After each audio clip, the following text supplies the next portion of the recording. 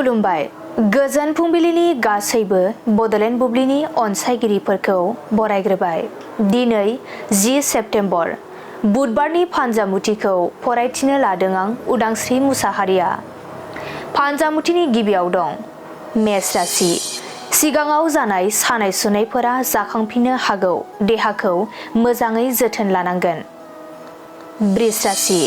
नोंथांनि बिबाना गोजौ फारसे जौगालांबाय थागोन, दसेबो जिरायथेरनो सम मोननाय नङा। मिथुन राशि। बेफार फालांगि खालामनायाव मोजां सान, धोन आरजिना लानो हागोन। कर्क राशि। नोंथांनि थांखियाव नखरनि सुबुङा हेंथा होगोन, थांखिखौ जाफुंहोनो गोब्राब जागोन। सिंह राशि।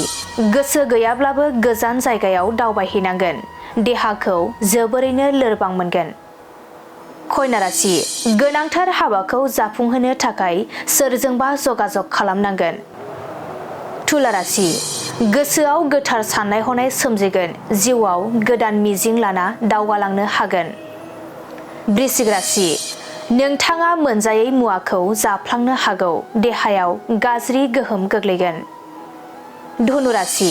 मोनखानाय मुवाखौ खोमाना लाफिननांगोन, गोसोआ जोबोरैनो असान्थि जागोन।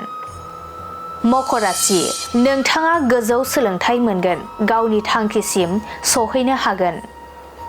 कुम्भ राशि। आखाइनिफ्राय रां रुफा गोमालांगोन, गुबुननि हेफाजाब लानांगोन। मीन राशि। आद्रा थानाय खामानिफोरखौ मावफुंनो हागोन, गोसोखौ सान्थि मोनगोन।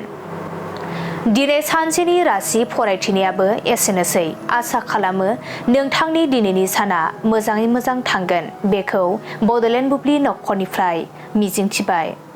गोजोन्थों।